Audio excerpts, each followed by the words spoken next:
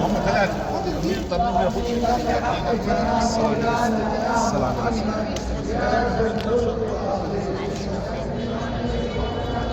طريقة يا اخوانا، طريقة سيادة، طريقة الله يرضى عنك، طريقة